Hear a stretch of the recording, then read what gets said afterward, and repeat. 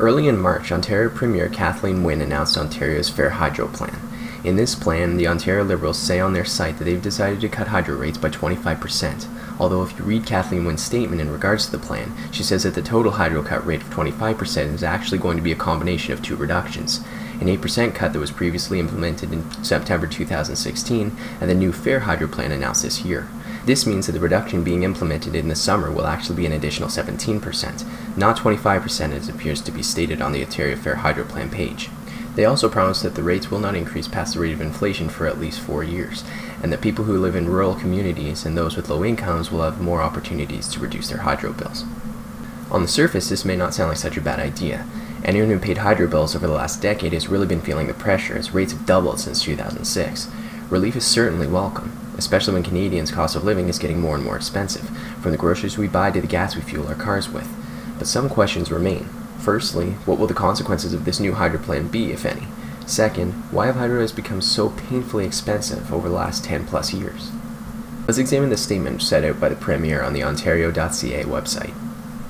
In order to make this reduction possible, the Liberals have had to renegotiate some of the contracts that they've made with various companies, extending the length of these contracts. When everything is said and done, this refinancing of the electricity system's mortgage won't come free, according to Wynne. The overall cost to Ontarians will be $2.5 billion over the next 3 years. The Ontario Premier then gives two reasons for the hydro rates increasing the way that they have. One, that governments over the last 50 years didn't put enough money into the energy grid to keep it running properly, saying that they chose to ignore repairs and upgrades rather than ask people for more tax money to cover expenses. As an extension of this, the previous government unfairly asked the current generation to pay the whole bill to fix the problems that we have today, claiming that, in effect, this generation has been subsidizing not just those who came before, but those who will be coming next. Reason number two, Wynne admits that coal-powered energy plants, which provided 25% of Ontario's energy back in 2003 and were eliminated in 2014, were a cheap way of producing energy, and that the elimination of this method of energy production increased energy costs. She justifies this by saying that dirty coal was a relatively cheap way to generate power, but it was costly in terms of environmental and health effects. Smog days, exhaust particulates, emissions, and climate change. These were all dangers of using coal, according to her.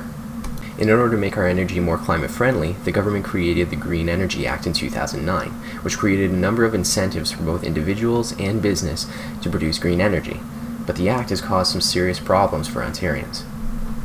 Wynne says in her statement that we, the Liberal government, clearly did not always get the implementation right. For example, the incentives we first put in place to encourage green energy production were too generous, and we've had to bring them down. The incentive she's talking about is the Ontario Feed-in Tariff Program, or FIT program for short.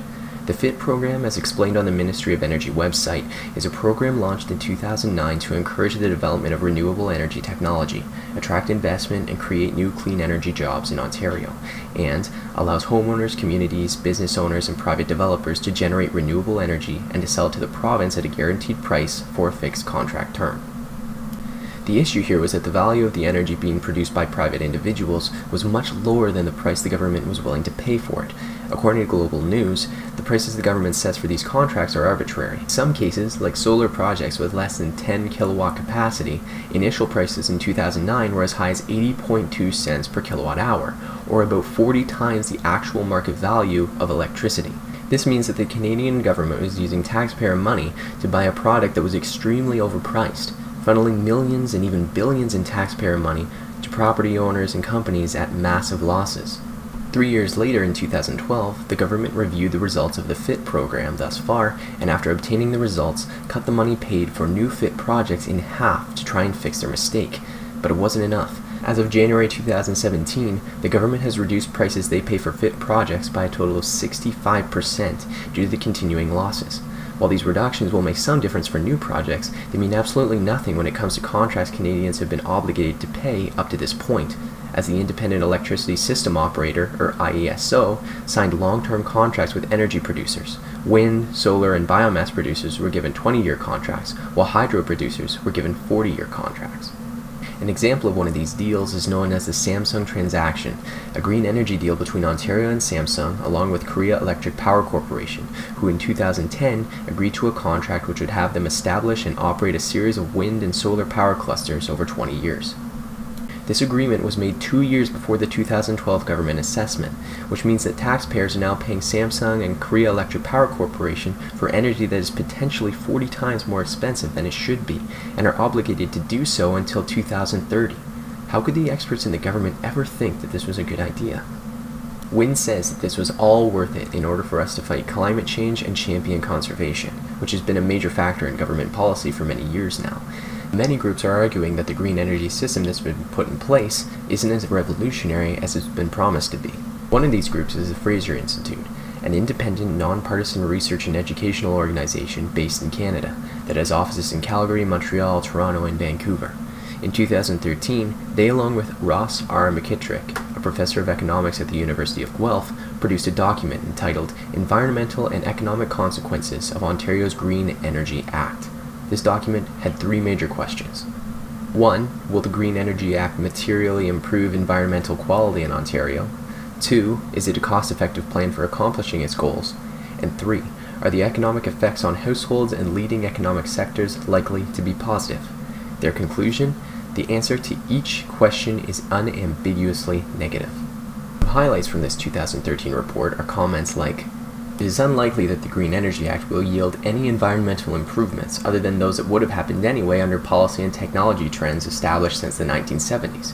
The plan implemented under the Green Energy Act is not cost-effective. It is currently 10 times more costly than an alternative outlined in a confidential report to the government in 2005 that would have achieved the same environmental goals as closing the coal-fired power plants." And lastly, the province's continued reliance on the confidential 2005 DSS analysis in defense of the GEA is misleading, since that report did not consider or recommend the use of wind or solar energy as a replacement for coal. The analysis by DSS management consultants actually shows that a relatively low-cost retrofit option for the coal plants was available that would have yielded environmental improvements, including reductions in greenhouse gases, effectively equivalent to those of closing the plants, at about 1/10 of the cost of the GEA at that time, and 1/70th of what it will cost if the province follows its stated plans to completion.